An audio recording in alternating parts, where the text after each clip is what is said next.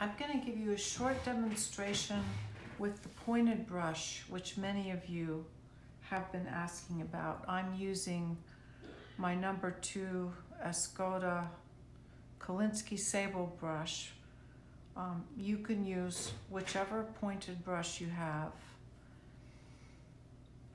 I'm going to start with what I call line practice. I do this in a lot of my small sketchbooks, like the one you've made for this class. Just open to a page. I've mixed up the colors in our palette, the indigo, the alizarin crimson, and the new gamboge.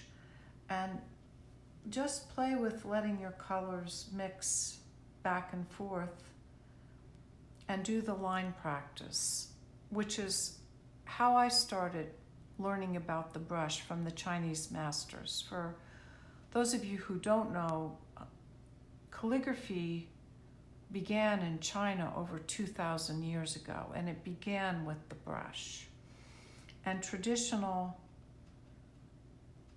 Chinese practice for the student is to begin with line practice, making horizontal lines with the beginning, middle, and end, starting with water on newspaper and slowly adding sumi ink, so that at the end of 6 months you have sheets and sheets of paper and a black mark, and then you can start making vertical strokes. It sounds boring, but actually it's very spellbinding when you let yourself get into it, and really embeds the synchronicity between breathing, posture, and line making or mark making. In Western calligraphy, you hold your brush like you hold a pen or a pencil, like this, and begin by dipping your brush in the paint, bringing it back to a point, and practice making horizontal lines with the pause at the beginning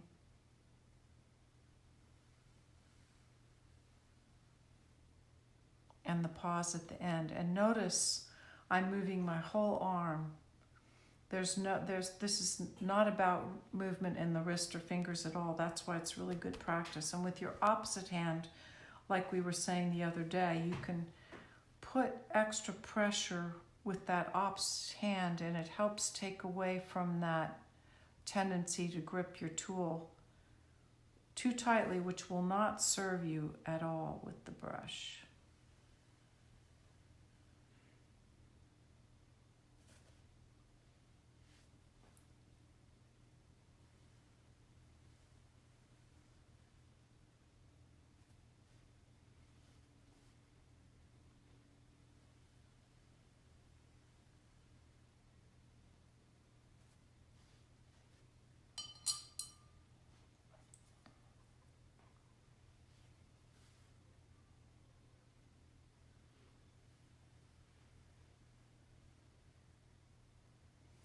So you get the idea. That's the line practice. Pause at the beginning, pause at the end, moving your whole arm. Now in Asian calligraphy, you have a different position for holding the brush. The traditional position would be up on the tip like this in a vertical position, and this is where you're going to get the thinnest line. So you can get your brush loaded and make sure you bring it back to a point, and then get yourself in this position and just enjoy the movement it makes on the paper. It's quite pleasurable. Then you can do the same thing with the same brush, but load it again. And this time you're going to be on the side of the brush and use pressure, and you get a whole different kind of stroke.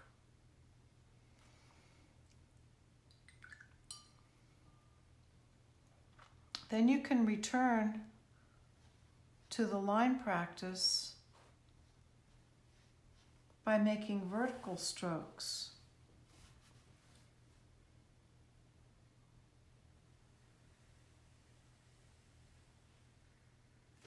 Notice once again how I'm moving my whole arm.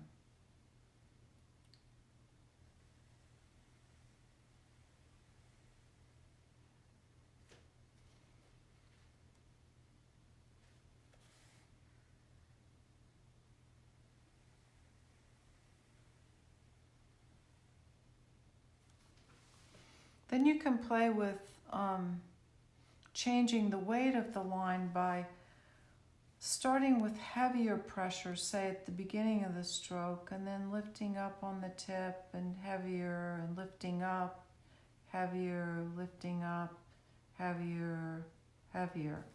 And you can see how this naturally lends itself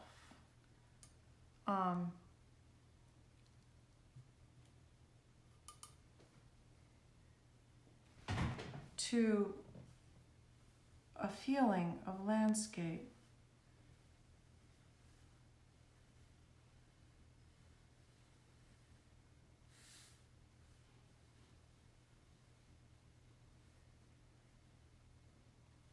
Just playing with the brush, moving across the page. Now you can take this same idea and use it for practicing making letters, for those of you that are interested in doing that, by thinking of the shapes, for example, that are common to the H and the N and the M. We call this the arching pattern. Pressing with the downstroke.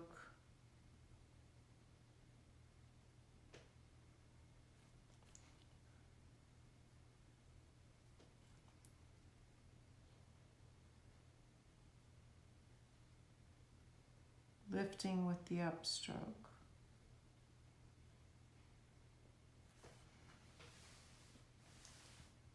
That's another lovely stroke to practice. And the other one, you can think of the V's and the W's, where once again the pressure's on the downstroke.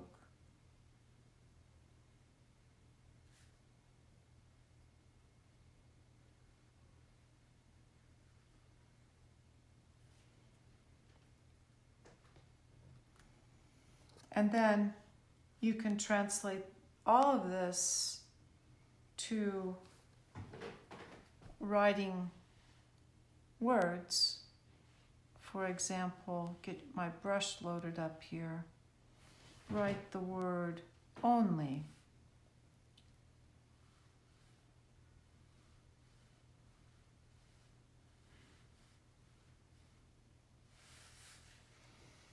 Pressure on the downstroke. Or doing it in a more